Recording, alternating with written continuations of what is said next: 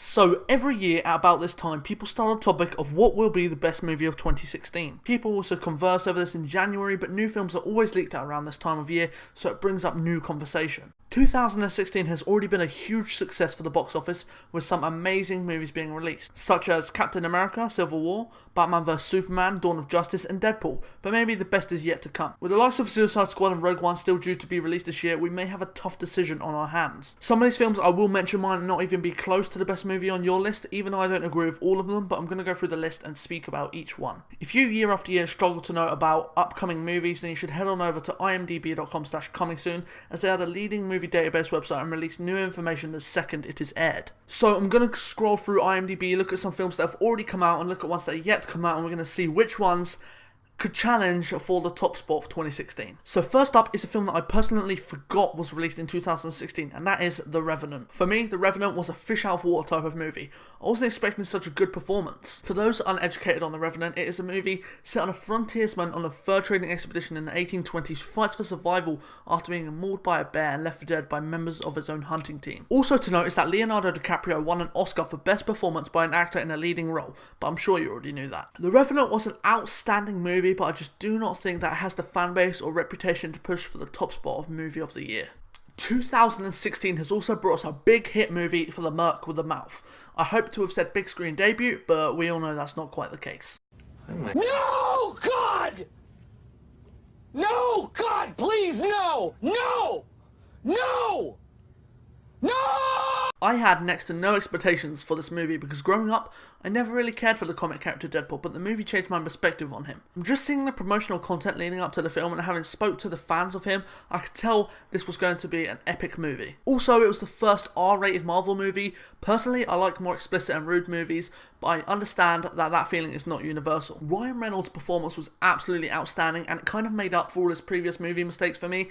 Deadpool was an outstanding movie and definitely has the potential to be the best movie of the year, but that all depends on how other franchises deliver their movies this year. I'm touching myself tonight. Only one movie so far in 2016 has finished in the top 100 movies on IMDb, and that is Captain America Civil War. For me, that is quite surprising, but let's continue on with the video. Batman vs Superman Dawn of Justice, one of the more controversial movies of 2016. I think it's safe to say that the majority of viewers did not enjoy this big movie. A lot of DC comic readers were also disappointed with the final outcome. Some said it was too long and dragged on too much. Some also disliked how there was only a short time period where Batman actually fought the son of Krypton. And let's not forget the Martha situation.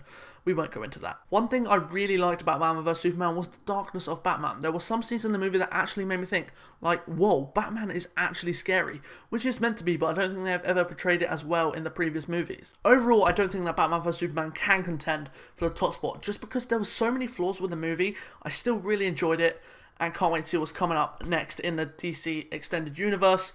But I just don't think Batman vs Superman can contend for the top spot. Captain America Civil War.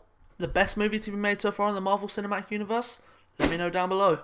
A jam-packed movie filled with action, comedy, and betrayal. This movie features 13 characters from the comics, which is just a perfect formula to making an awesome movie. And the formula seemed to have worked. It has already made over $1 billion and has only been out for a few days. Black Panther and Spider-Man stole the show for me. There were amazing characters played by amazing actors, and I'm really excited to see them in the future of the Marvel Cinematic Universe. The villain Zemo wasn't the best I've ever seen. He was weak physically, but mentally, he is one of the strongest villains so far. All he wanted was Mission report, December 16, 1991. Civil War definitely has a high chance to finish top in the movie charts of 2016, and I wouldn't be surprised if it did. I would also be happy for them if it did. It was a really, really good movie. Okay, so now we move on to films that are upcoming and not released in the UK cinemas yet. Therefore, I will give my expectations for them instead of reviews. So the first movie we're going to talk about that we haven't seen yet is X-Men Apocalypse. This movie came out 4 days ago in the UK, so we are going to be going to watch it, and we will upload a review on it to this channel, as we're trying to get as many videos out as possible and get this channel going. The X-Men series is a great saga of films, with mutants, powers, everything. It all combines together and makes a great saga of movies. IMDb says, with the emergence of the world's first mutant, Apocalypse, the X-Men must unite to defeat his extinction level plan. So this automatically tells us that they're going to be fighting against Apocalypse, the first mutant, and as we can see from the trailer, he has some insane powers. I think he can steal powers to every mutant. Whatever, it looks absolutely crazy. And let's not forget, at the end of the trailer, we see Wolverine. That is amazing, and hopefully, I haven't seen it yet, but I'm hoping he is wearing the classic Wolverine outfit. I really enjoyed James McAvoy and Michael Fassbender in these films. I think they are both great actors, and I really like the way Michael Fassbender plays Magneto. He's such a good actor, and obviously we're going to see him in the upcoming Assassin's Creed movie, so we've got to see which one he performs better in. Also, a character I'm really liking in X-Men at the moment is Quicksilver. He is absolutely hilarious in Days of Future Past, so I'm hoping he is just as comical in this one. He was in the advert that they played in all the cinemas for the other films that came out this year, so I'm hoping he does really well in this film too, because he's a great character and I'm really getting to like him. So, I don't know too much about X-Men, so we're going to move on, but there will be a review coming to this channel very soon. Teenage Mutant Ninja Turtles Out of the Shadows. The previous installment in the Teenage Mutant Ninja Turtles movies wasn't an overwhelming success. This first movie introduced Megan Fox as April O'Neil. If you know the cartoons or the comics, you know who that is. In this installment of the movies, it shows us Casey Jones, a vigilante like the Turtles, but unlike the Turtles, he wears a hockey mask and cut-off biker gloves, with his arsenal being a number of sports-based equipment, such as a baseball bat or a hockey stick. Casey is played by Stephen Amell, whom you may have previously seen play Oliver Queen in the CW Arrow in all 4 seasons. I am a huge fan of Arrow, so I'm definitely excited to see how Stephen plays Casey. On movie websites, all we have about the plot is the Turtles return to save the city from a dangerous threat. That doesn't leave much for us to go on, but I'm sure we will be surprised and this movie will turn out good, but I just don't think, possibly, it even has the chance to be the best movie of 2016, but I definitely think it'll be a very good movie to watch with friends and family. The Legend of Tarzan was the least that I expected to be coming on the big screens this year. If I'm honest, I haven't thought about Tarzan since I watched the 1999 animated version. Margaret Robbie playing Jane is quite an exciting feature if you get what I mean. Margaret Robbie is exploding all over the movie scene and getting offers for films left, right and centre. So, from the websites we know that Tarzan is actually humanised and lives a normal life in London, but then returns to the jungle. I'm going to take a shot in the dark here and say that all the jungle animals will be upset with him for leaving, etc, etc. One thing I love in a movie with animals is when the animal roars or shouts or makes a noise and you can really feel the bass of it in the cinema. I had this in Planet of the Apes and I definitely heard it in the trailer for Tarzan, so I'm very excited to see that. Samuel Jackson makes an appearance too, so that's another cool thing to add. I think that this movie will be amazing, but won't quite be up there for the movie of the year, just because other films were more anticipated and have a larger fan base than Tarzan. Suicide Squad. Now the trailer to this made me lose it. I am very excited for Suicide Squad to hit the big screens on the 6th of August. You can guarantee I will be at the midnight showing. Maybe this style of movie is becoming more popular. You assemble loads of characters from a comic company, put them in a multi-million-dollar movie, get some A-list celebrities to play them, and make them fight.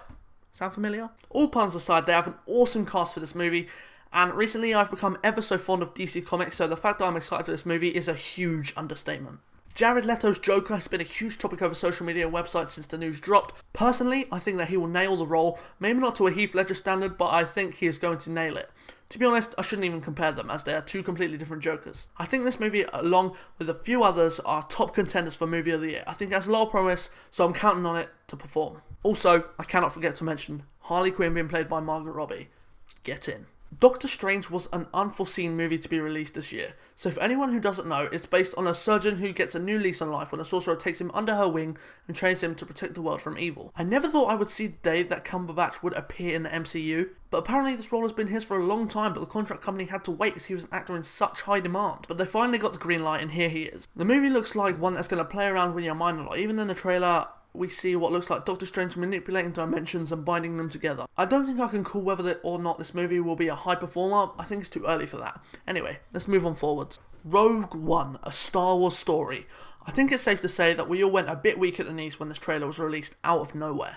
I was overly pleased with the result of The Force Awakens, it blew me away, but one thing we need to keep in mind is that this movie is not produced by Disney, this movie is produced by the one and only Lucasfilms, so we can expect a good old-fashioned Star Wars movie. I love how well this movie slots into the Star Wars timeline. That's the one thing a lot of people forget. This isn't a modern day story. This is set just before A New Hope when the Empire is at its strongest. The main protagonist, Jyn Erso, is still a mystery. Whether or not she slots in somewhere else, we still don't know. One of my main questions for this movie is what will happen to these rebels? None of them appear in the next 3 movies, so are they all set to die in this film? It sounds a bit stupid. Introducing characters to instantly kill them off seems like a harsh reality we may have to get on with. Hopefully this is not the case and maybe we might see them in episode 8. but that would make them extremely old. Also, we can't forget the possibility of a cameo from Darth Vader. At this point in the timeline, he is fully formed and stronger than ever. This movie takes place in the Empire's headquarters, so it only seems right that he is in the movie, but I guess we'll have to wait and see. I could talk about Star Wars for ages, so maybe we will do another video about Rogue One in the near future.